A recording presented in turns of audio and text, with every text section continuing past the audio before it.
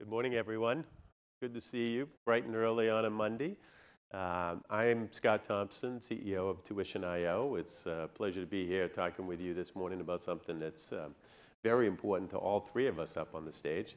I thought we'd start by just introducing each person and let them tell you who they are, in addition to me kind of saying, this is Alex Smith, head of HR from City of Memphis, and Scott Peters, from Congressman from the 52nd District of California. So go ahead, Alex. Hi, I'm Alex Smith. I'm the Chief HR Officer for the City of Memphis. I've been in this role about 2 years, and I came in with the Strickland administration, Mayor Jim Strickland, governing over the City of Memphis.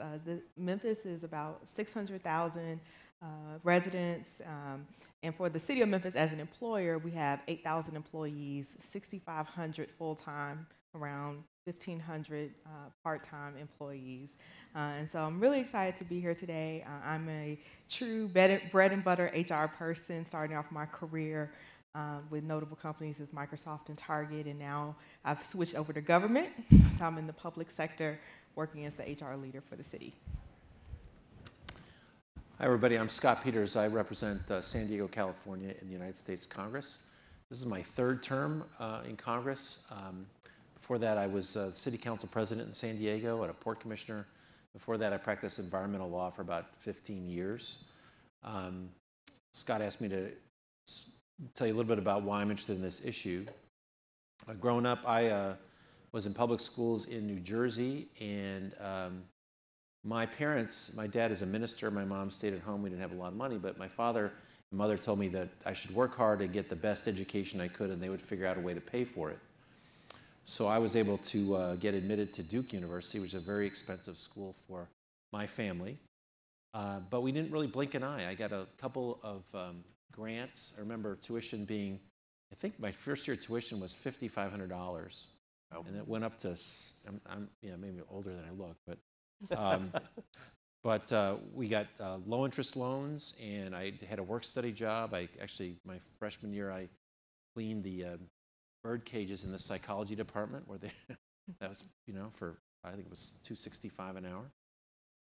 Came out of school with a little bit of debt, but nothing that really affected my life. And we, as a middle class family, had every opportunity to go ahead and I was able to make a living and afford to not worry too much about my education. And that's just not the situation today, as we'll talk a little bit more with you. So we're trying to look for ways to give every kid the same opportunity that I had to get an education, no matter what their zip code is. Two Duke alumni, by the way. Oh, you went to Duke? Yeah. Oh, go Devils. Yeah. We didn't do that. I didn't do that on Yes. purpose, but I heard that this morning from I knew I from liked Alex. her. Yes. So I hope all of you know, the big numbers around student loan debt. When I'm out talking with people in the role I have at Tuition.io, oftentimes individuals are surprised when you put it in context. So it's nearly $1.5 trillion of debt today. It's a big number. When people hear trillions of anything, it just kind of goes in one ear and out the other. But if you're me and then you say, you realize that's nearly twice the size of U.S. consumer credit card debt, right? They say, what? That's when it begins to really register, right? And it's 45 million U.S. consumers. By the way, $1.5 trillion is a tenth of U.S. GDP on a yearly basis. Think about that. I mean, it's just, these numbers are mind-blowing. And as we were talking about just a minute ago, the averages are very deceiving, because you can look at it and do 1.5 divide by 45 million and get to 37,500. But we don't see 37,500 with my business with employers. You see much, much bigger numbers. And then you see really staggering numbers around debt to salary ratios for the individuals that have this. One other thing, and then I'm going to go to Scott, is people mistakenly believe this is a millennial issue. And you see it in your data, I see it in mine, you see it in the work that you do. This is not a millennial thing. This cuts across every age segment of our country. And I'm not surprised by this any longer, bless you. I'm not surprised by this any longer, but when we bring a new employer on, and one of the things you see is that people who are 60 years old and above have $60,000 of student loan debt, or maybe a little bit more, that's another point when there's a question asked about how did that happen, right? Did the person really take out debt 40 years ago and they've been paying it for 40 years? Well, sometimes, but then oftentimes it's your son or daughter is going to school, they hit their federal limit for what they can borrow, and then mom or dad have to step in. And you have unexpectedly debt at a much, much further in your life than you would otherwise. So Scott is co-sponsor, I think, of Bill HR 795 that's in Congress that tries to help with on the employer and the employee side of this issue. And maybe you could just do two things, just a quick glimpse of what that is, and then why it's so important, Scott. Well, so I introduced this bill with Rodney Davis, a Republican from Illinois. And the idea is that we would treat student loan debt in a way like tuition assistance. So today, an employer can give up to $5,250 a year for employees toward tuition, without it being counted as income that's taxable to the employee. We'd like to provide the same benefit for student loan debt repayment, so that if you're an employer, you could offer to your employee up to $5,250 a year. Say, I'm going to pay down your debt by that amount as part of your compensation, without it being taxable income to you. We've got 110 co-sponsors. I think it's 60-some Democrats and 40-some Republicans. It got kind of stalled for the so-called tax reform that just got passed, but it has been referred to the Ways and Means Committee, and we hope to continue to build support for it and make that law. Yeah.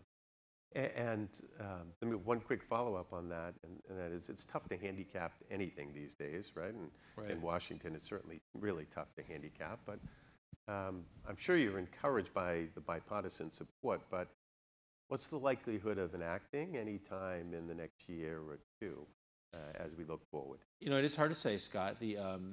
The good news is that we have a lot of bipartisan support. This isn't a one-party bill. And student loan debt is something that affects young people and their parents across the country. So, you know, if you think of the people who are interested in this, there is a lot of interest. Interestingly, too, one of the groups that came up to me with the most support for this bill from my district were the realtors. And why do the realtors care about this? It's because kids are getting out of school and they're delaying a lot of decisions, like getting married, buying a car, but also buying a house. And so the drag on the economy that student debt imposes is something that's felt by a lot of people, and that should help us develop support for this. You know, I would say it's no secret that it's a little bit chaotic at the other end of Pennsylvania Avenue right now. Who knows what would be signed this week? The president's trying to impose steel tariffs. I mean, so he's got his mind around some other idea.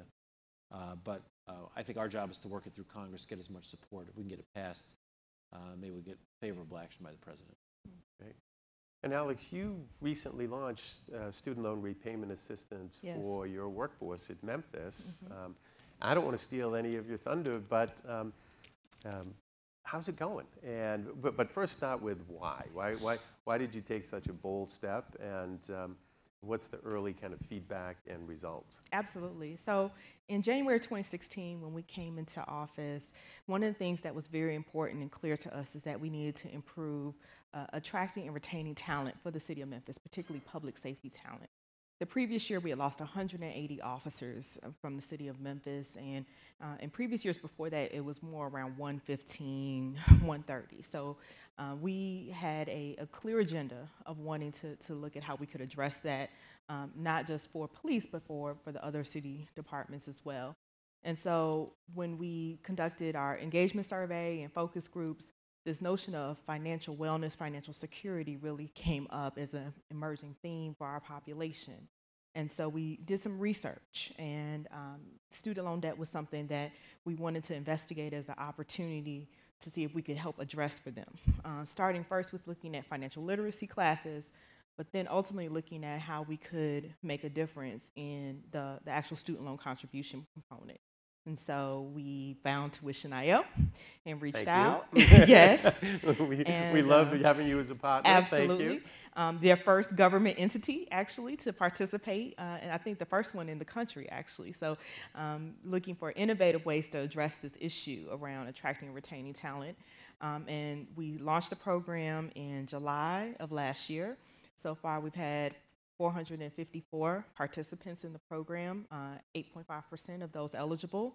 I'm proud to say we've been able to save them over $500,000 in interest payments. We have cut their payment from a year standpoint, over 300 years worth of payments. Isn't that amazing? When I saw that data, I just said, wow. I mean, think about this for a second. The contributions that the city of Memphis makes directly against the student loan debt have shrunk the debt term by over 300 years already. You know, if you were giving me back that much time, I don't know. I'd more than say thanks. And so the employees are very appreciative. And we're not talking about a large amount of money. So, you know, we are government. So we have a small budget, but we're contributing $50 a month towards their principal payments. And it's already made that much of a difference for our employees that are contributing. And what's fascinating about it is we immediately thought, okay, so with this program, it's going to be our city attorney's office. It's going to be our, you know, our people in the accounting and finance areas that are going to need this program. But surprisingly, 41% of our participants are from our police department, and 20% are from our fire department. So 61% of our participants are from public safety alone. And we would have never expected that. Also, the average age of participation, we thought it was going to be, you know, closer to the 30s, but our average age is 41 of those that are participating in the program. And so for me, it's been clear that the student loan debt issue is not just a millennial issue. It's not just a white collar issue. It is an all American issue. And we have our blue collar employees that are just as impacted by this as everyone else. We have our lowest wage earners that are just as impacted as everyone else. And so this program has been significant in helping us make a difference for our employees. Yeah, well done.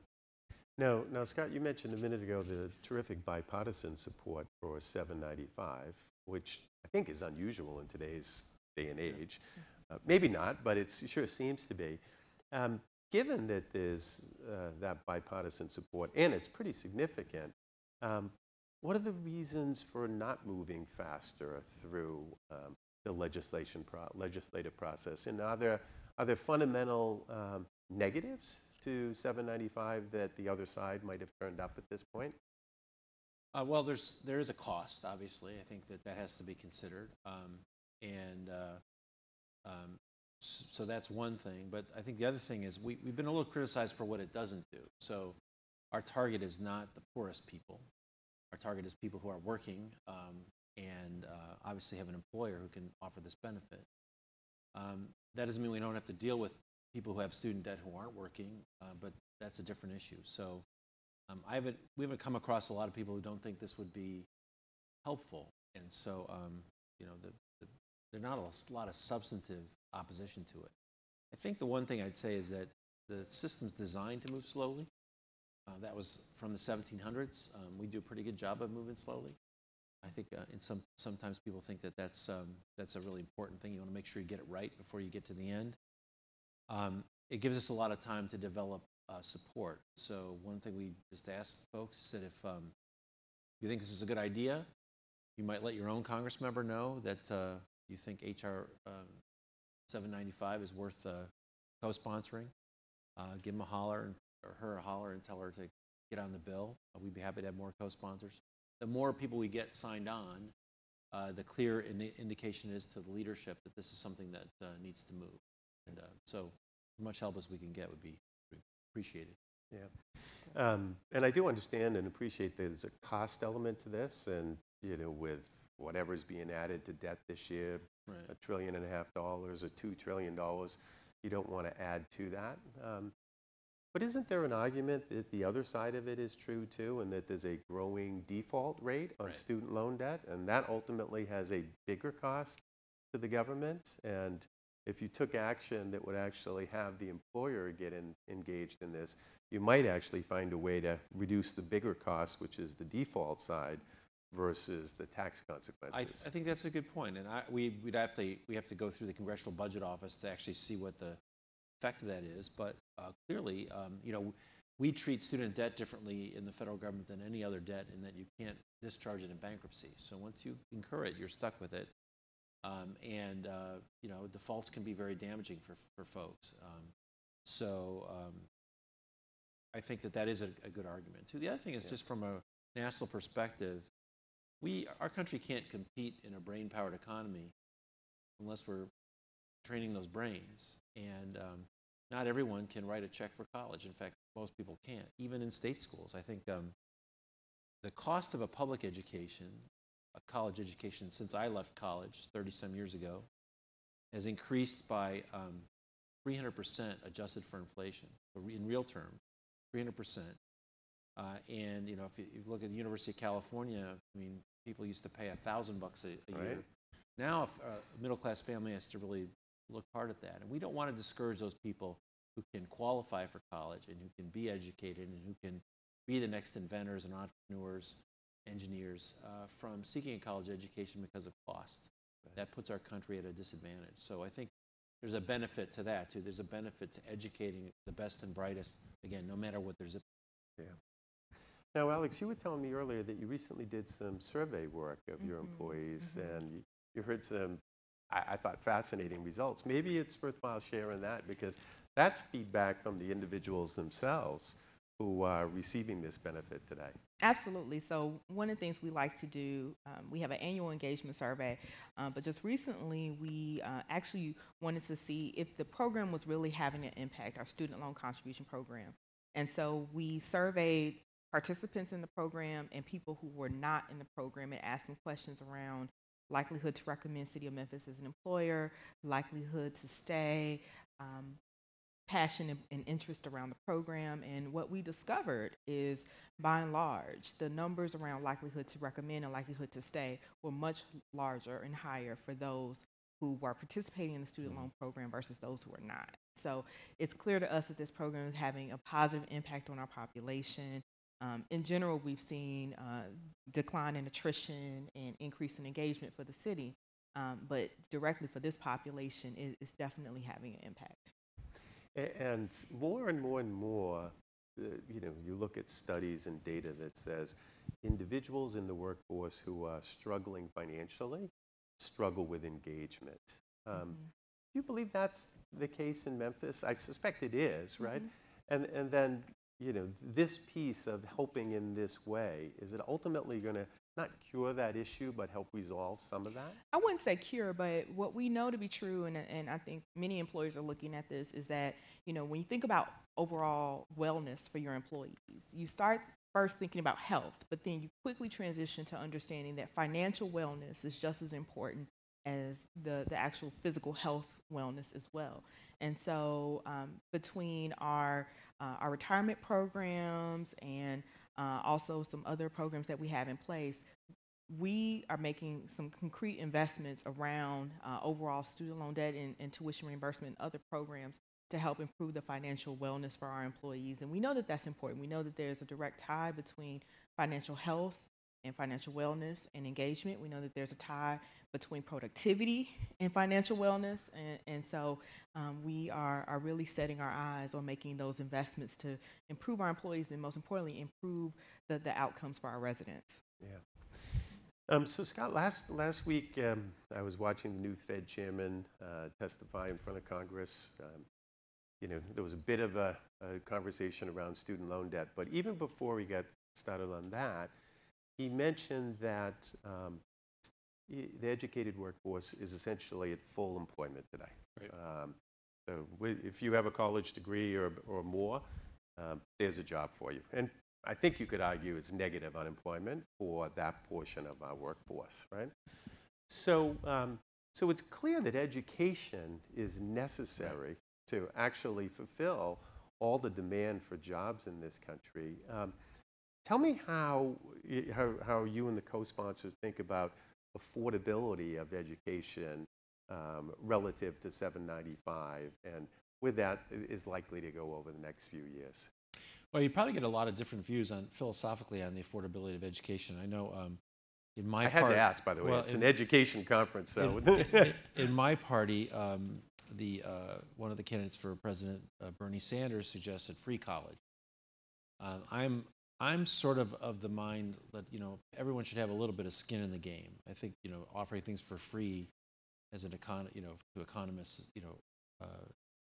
suggests overuse and abuse, and so I like having a hybrid where everyone's got to pay a little bit in, and I think that makes some sense for the country. So I just think that we have to be conscious of the costs running away from the ability of people to pay, because exactly what you said is true. Is that we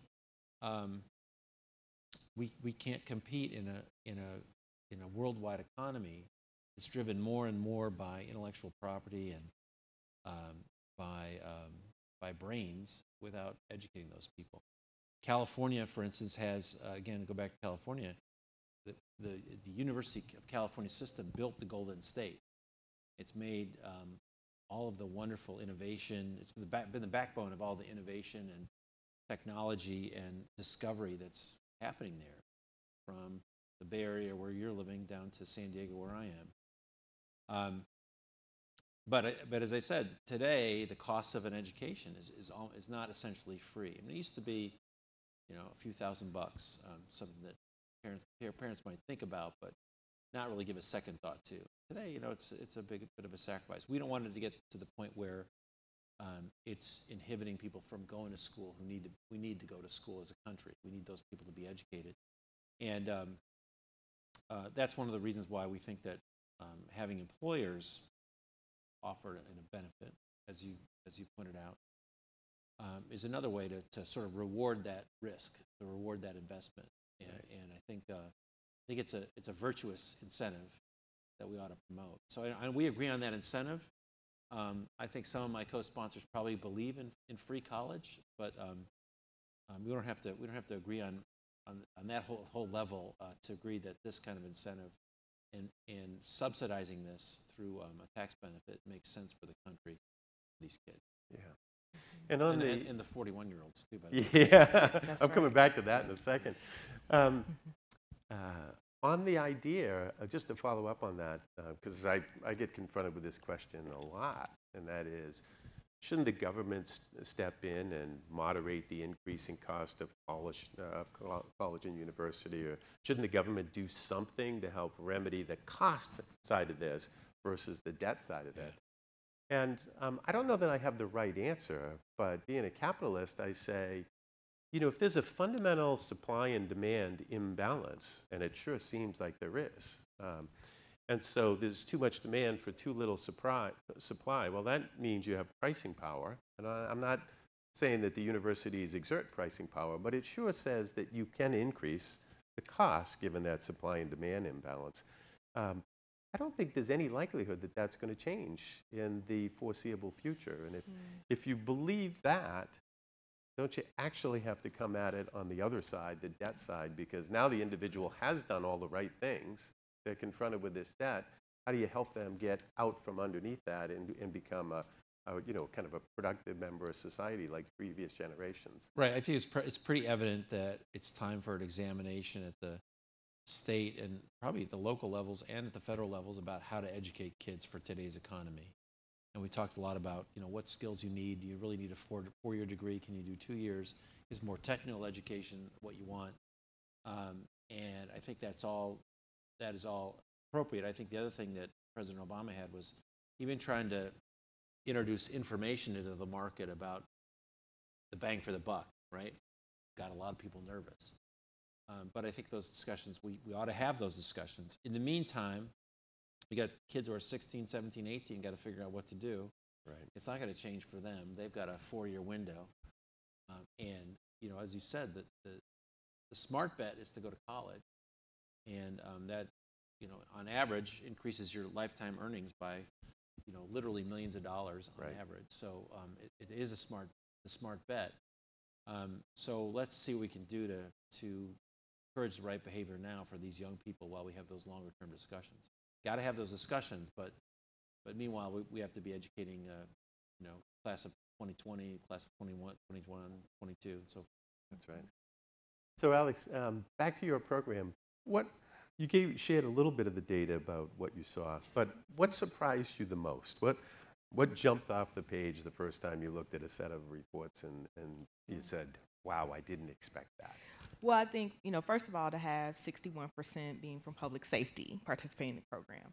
I think secondly, seeing that the average loan balance that people were carrying was $42,000 a year. I think third, and especially, the average salary for the city of Memphis is $53,000 a year. So for that loan balance to be that high, 42,000, that is significant.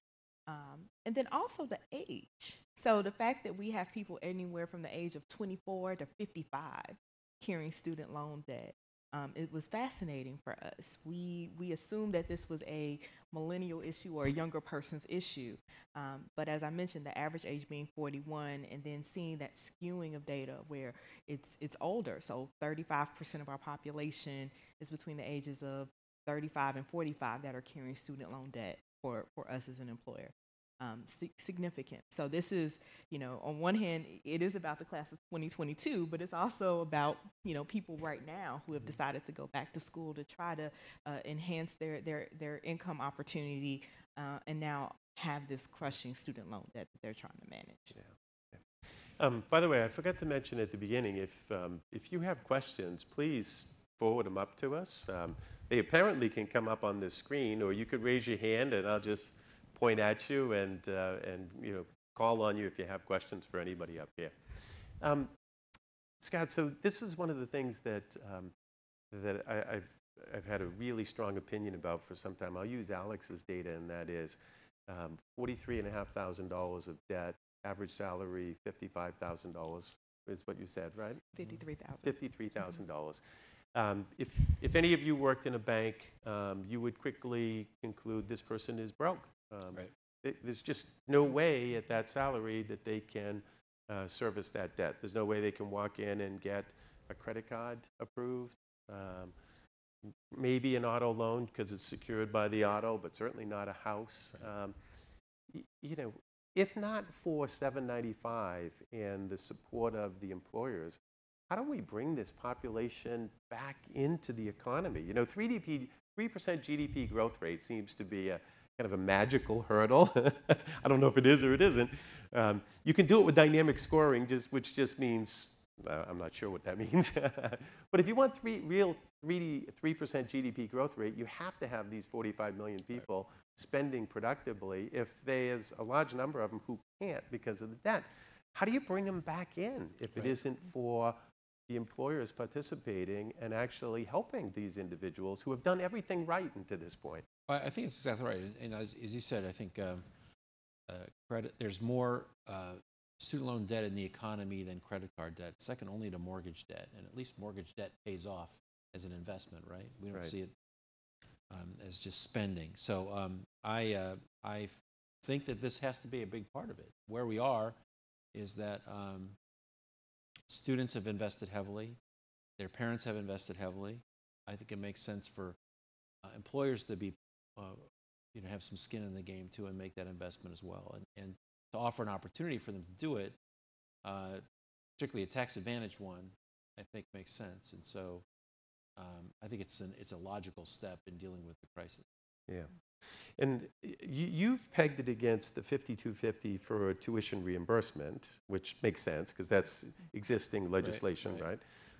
But you could also look at this as compared to a 401k match, right, on the retirement side. Yeah. And when I look at this, I say it's more like that in a lot of ways, where if you're contributing to your 401k, to your retirement plan, the company will match a portion of that because it's the right thing to do financially. Right. My original draft was a matching kind of plan, but Rodney, my co-author, convinced me that it was easier to say, let's do something that was familiar.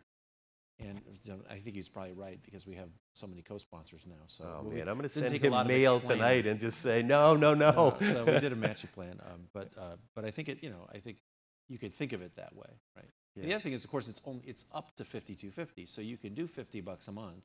Correct. If that's what the employer wants to do, it would be flexible. So, I think there's a lot of options within that. Right, right. There's a question that came up. I'll get to it one second. One of the interesting things, and I'm sure you have this data, Alex, and we see it and with other employers, it doesn't require an enormous monthly contribution to shave a significant portion of the debt away, Right. because you're paying it against principal for the most part. And at your contribution level, it's probably 20 to 25% of the debt term and 25-ish% of the interest you'll shave away with your contribution over time, right? Right. If a little bit higher, it's not unusual to see a third of the term. So just imagine if you were otherwise going to pay this debt off 12 years from now, and at $100 you'd shave 4 of those years off. That's real value, right? Yes.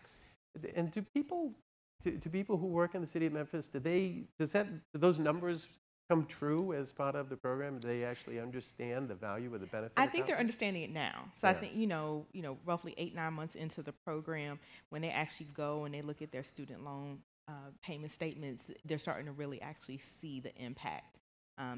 They're understanding it now. But I have to admit, I think there were definitely a few that were skeptical. But now they're actually really seeing the impact, and we're getting, I would say, internal evangelists around the power of the program.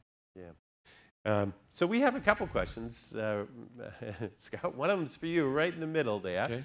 Any ideas on preventative measures on student loan counseling side that could play a role in mitigating the rising tide of debt? So we were talking earlier about people who make bad decisions.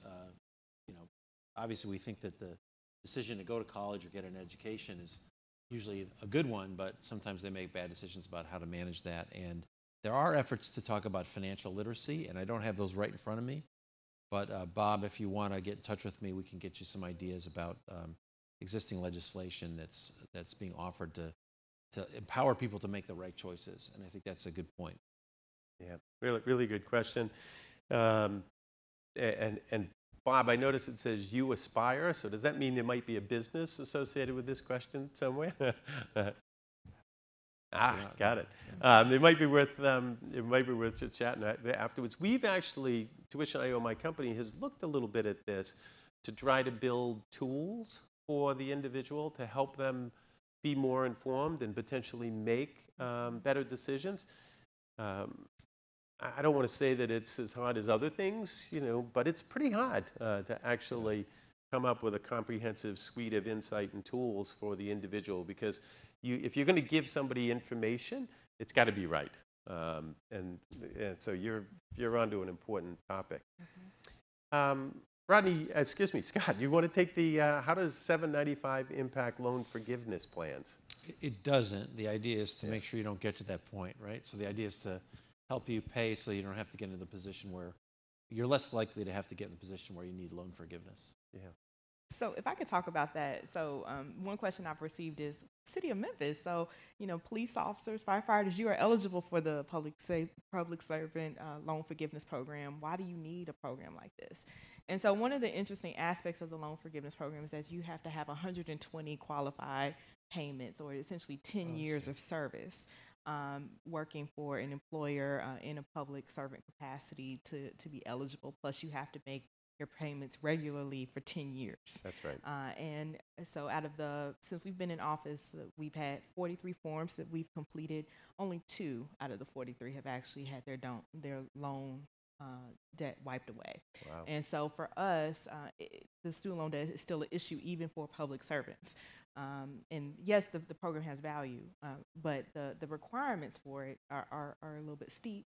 And then, of course, we know with the millennial population, they love to move around every 3 to 5 years. So just meeting that 10-year requirement is a little bit difficult. Yeah.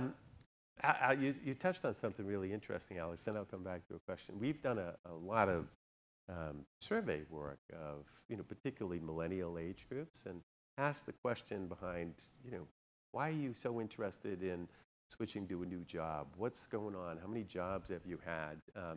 Just to get some context for, what is actually happening with that age group.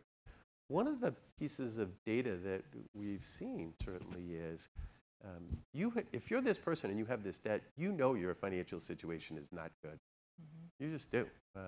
And you realize you're not living your life at that stage of 26 or 27 the way you thought you would in previous generations might have. And when asked, they'd say, I have to switch jobs to actually make more money, to get myself to a better place. And I totally respect that. I mean, as the employer, you may not, that's not the right answer, but if you were the individual, you would say, I get it. I would do the exact same thing in those same situation.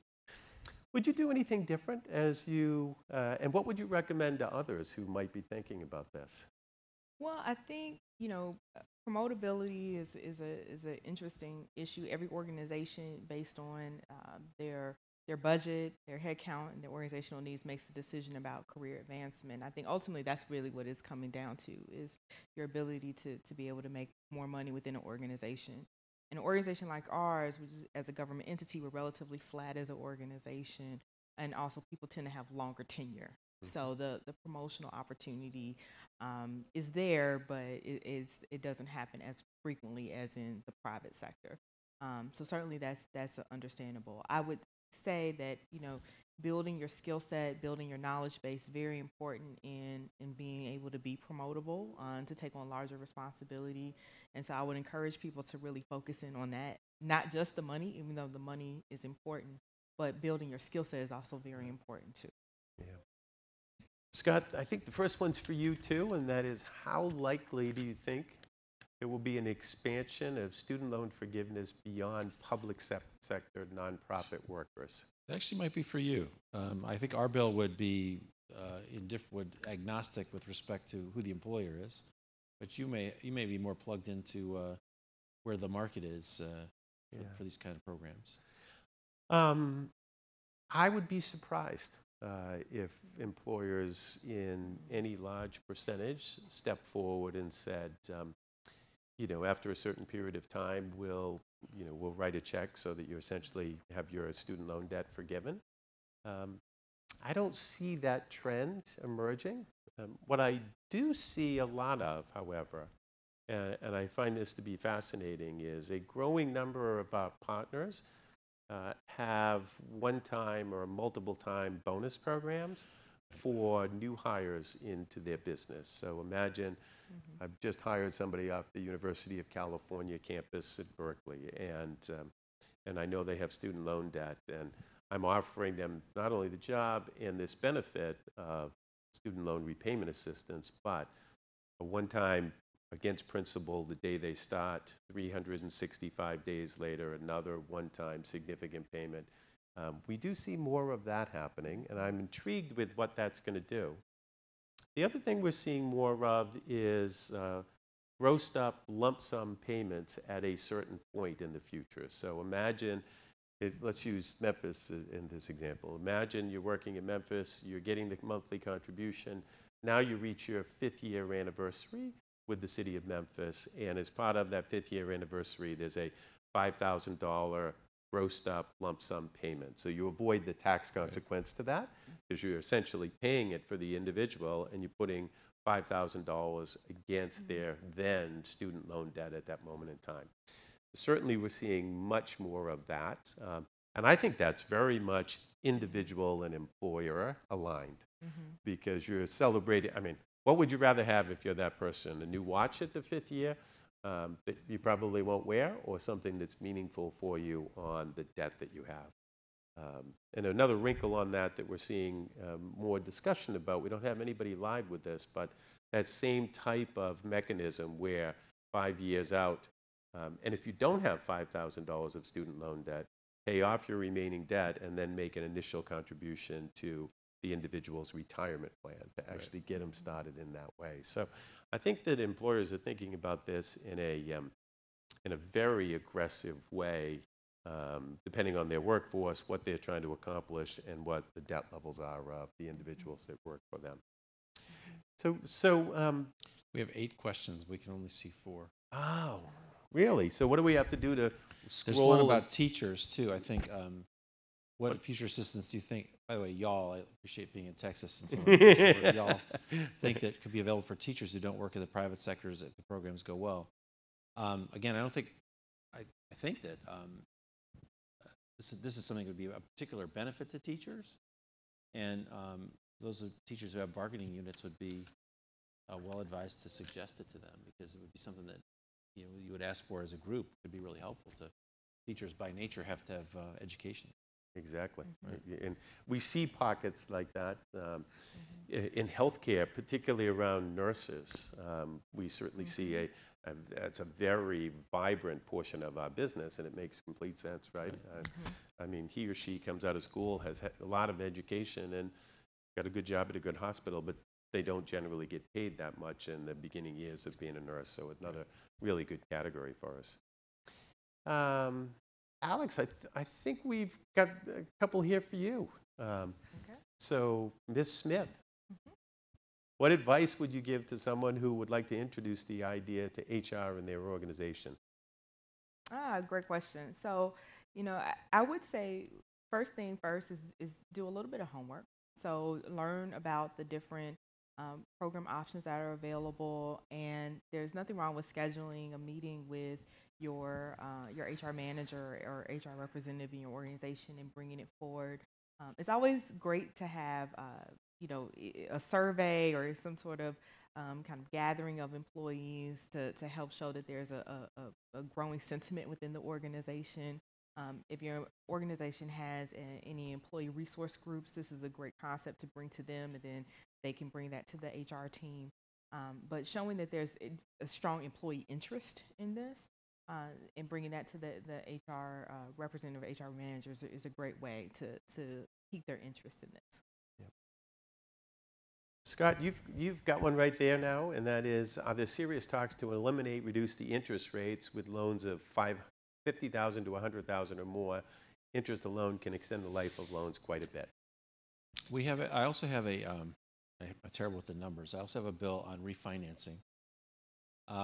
In some instances, rates are much higher than the cost of money, and what that effectively is making students profit centers for the government. So we have a bill that would basically cap loans at 4%. And then in most circumstances under that, so that they can be refinanced, so that the government's not really making money on students. That has a pretty substantial base of support as well. And not only is there an economic argument for that, but there's just a fairness argument for that. We'll pursue that too. And for the person who's interested, Daniel can get in touch with us. We'll be happy to provide information on that bill as well.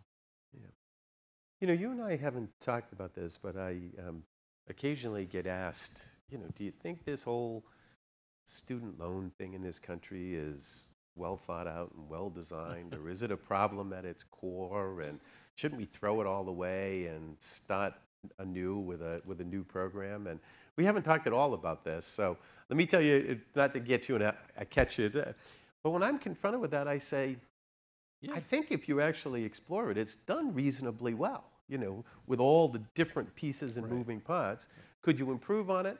I imagine you could, but fundamentally, if you take somebody who's 18 or 19 or 20 years old and they walked into a financial institution, they could not borrow to go to school. With no loan or no credit history, there's no chance of them being able to borrow to go to school. And so if you actually require individuals to get that type of education and it attracts that type of cost, you have to find a way to make it affordable, right? And that's what the current, now, could it be better? So anyway, we haven't talked. What are your thoughts? I mean, it worked beautifully for me. I mean, so I see it as a quantitative issue now. I mean, I thought that the process was fine.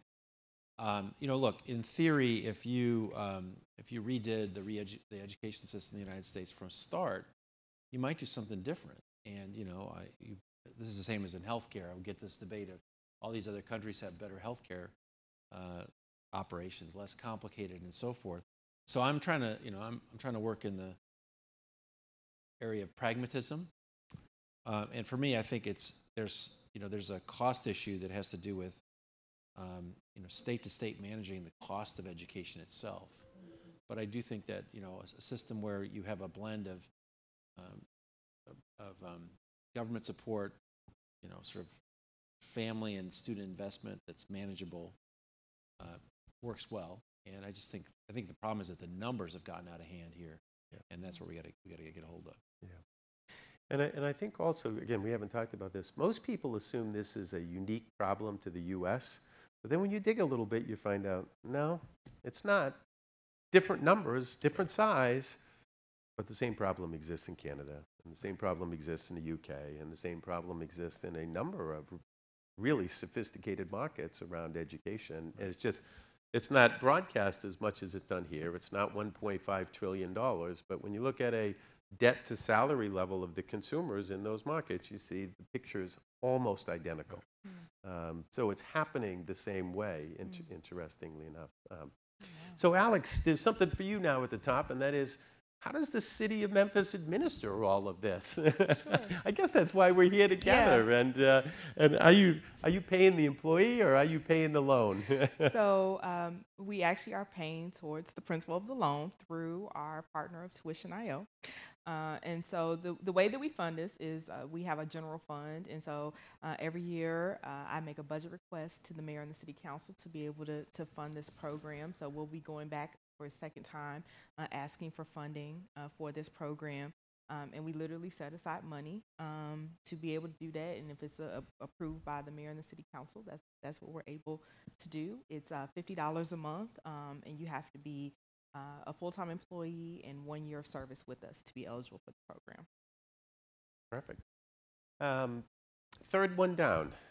Do you think people will increasingly choose online education and boot camps over traditional higher education because of high tuition? And what do you think of ISA through that these programs offer? I don't know. Anybody have an opinion on that? I think there's a role for competition in the marketplace, and I think the thing we look at we ought to be evaluating in all these alternatives is, kind of what's the product, what's the employability that results from it. But I do think there's a role for competition, and you can imagine a lot of this knowledge base might be delivered in a more efficient way than what we're doing today. So I think we should welcome that. I think we should subject it to pretty good metrics about results too. And I don't know what ISA is. Yeah. Ah. Ooh. Yeah, that's a big debate right now about whether for the non-traditional education. That's what you mean? Yeah, I think that we should all agree on what the performance metrics are for all of these things. Yeah. I think in general, from an employer standpoint, it is interesting. We are seeing more interest in certificate programs, and so in fact, for our tuition reimbursement program, we actually raised the amount that we're contributing for tuition reimbursement for certificates because of that fact. And so I think that there is a level of interest there. That being said, that is that. So even with going to community college and getting a technical degree or do a certificate program, you still have to be able to manage the cost. And so individuals are having to make those decisions. Yeah. Next question from the audience is, how can this model be leveraged in school districts to attract teachers and other talent? Is it possible for cash-strapped districts to implement this? Okay, so that's probably closest to you. The second part of that question is the challenge, I think, and that is cash-strapped district. I'm not sure how that might happen. Well, I think, so for every government entity, you have to prioritize, right? And so, we had to make a decision here at the City of Memphis on are we going to continue to fund the student loan contribution program, or are we going to fund training or other things? We made the decision that we think that this is really important. It's an important wellness benefit for our employees, and so we're wanting to do that. And at $50 a month, we're able to manage this at about $400,000 a year for our employee base. I think similar school districts or other government entities could make similar prioritization decisions But once again, it depends on, how much revenue they're dealing with, operating expenses, and what, is important to them in terms of attracting and retaining talent for their organizations. Yeah. So, Scott, I'm going to ask you in a second what people in the room can do to help with 795 and other legislation. But before that, we did some work recently. You mentioned this before, that individuals with student loan debt postpone life purchases like owning a house. And all the data says that that's absolutely true. And by the way, it's an extended period of time that delay happens over. It's like 12 years on average. So it's a long time. But then when you look at that data and you do a little bit of math, and then you overlay some other facts to it, you realize in this country, people who retire, 70% of the time live off the equity in their house, the equity that's accumulated in the house that they've lived in for 30 or 35 or 40 years.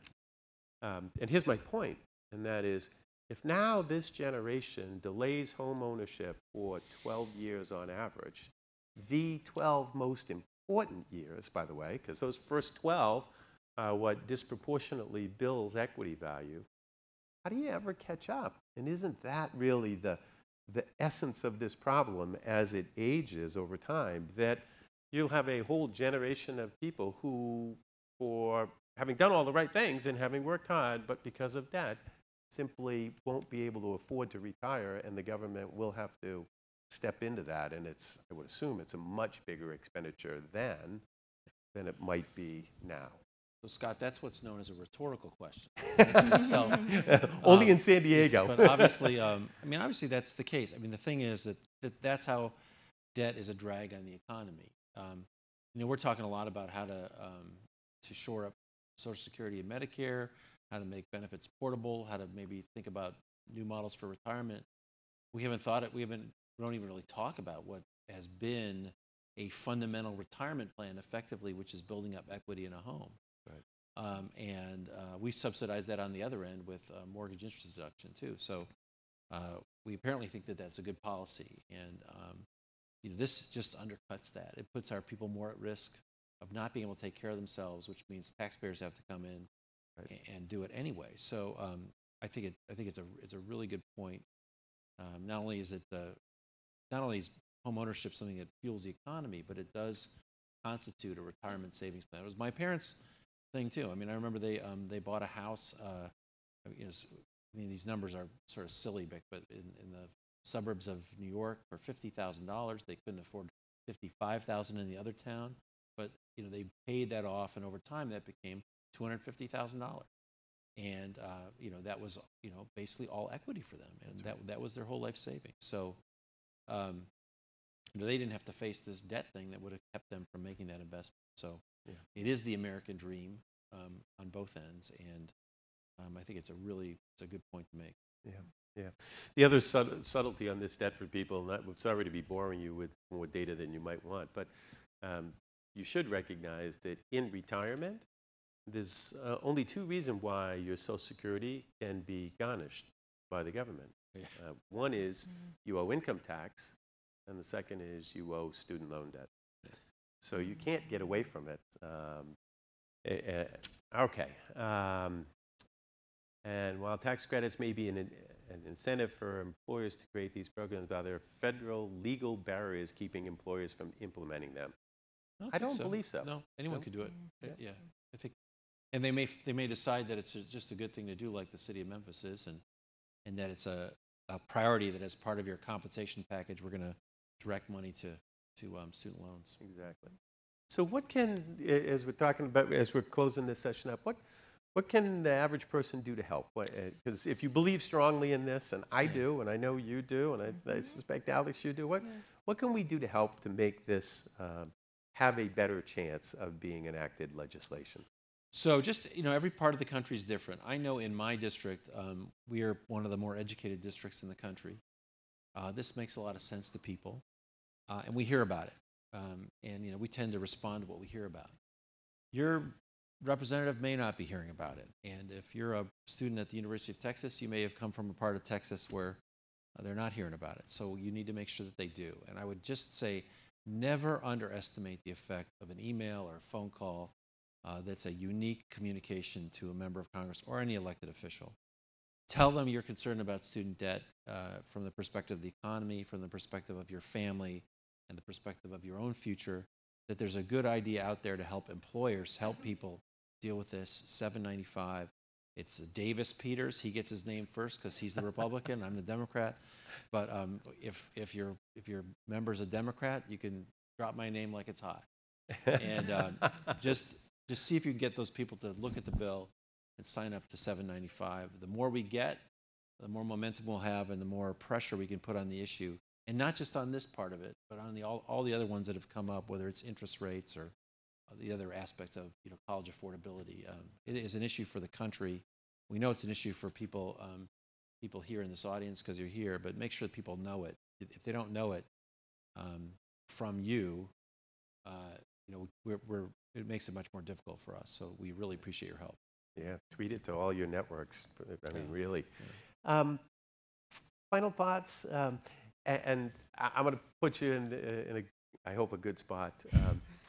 One of the great things about your program, and we've used this internally inside of the company a lot, and it makes us feel really good, and I know it'll make you feel really good too, is your program takes care of the people who are taking care of people in the city of Memphis, and that's just it's just a beautiful thing. I mean, it's very rare that you can get that type of absolute alignment between, you and what you're doing, the individuals who are taking advantage of the benefit, and the citizens of Memphis. So I applaud you, because I just think, and not because you're doing business with us, I just think it is a wonderful thing, and it probably took a little courage, but really well done.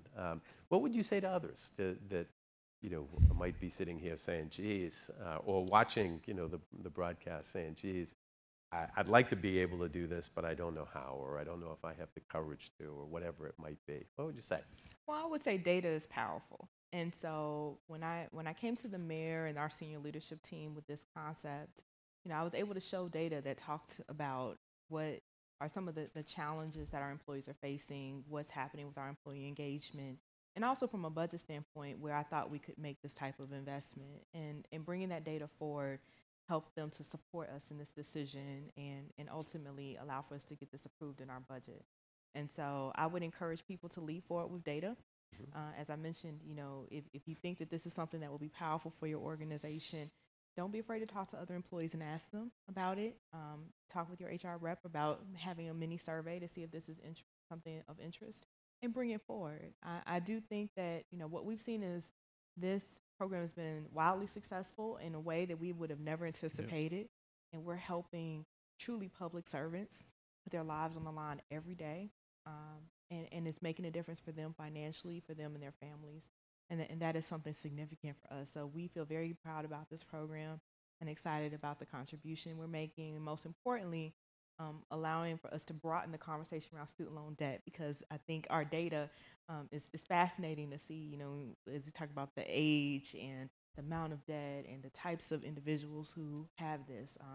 Our data shows that this is not just a white-collar issue or a millennial issue. This really is an all-American issue. Right. Well said. One final question. By the way, I don't know what this is, but we were talking about this. We have a minute 49. Any concern that benefits that help high debt, high earners pay off faster will jeopardize the fiscal future of Fed subsidized lending? I think that's what we said. It's got to be comprehensive. The bill we're talking about on $7.95 is a targeted thing to marry up employers with this issue. We've got other issues to deal with. We certainly acknowledge that, and it's a larger challenge, certainly. Final question for me is, with midterms coming, if it swings the other way, does that mean that it's Peters Davis? It gets renamed? I haven't thought about that. Oh, come on. Far ahead, but, Rodney and I are pretty good friends. I think we can work something out. I'll certainly be you can tell him I'll be an advocate of that. Thanks. Either way. Well, thank you. Thank you for coming. Thank you for sharing your stories and participating and bringing some context to the subject.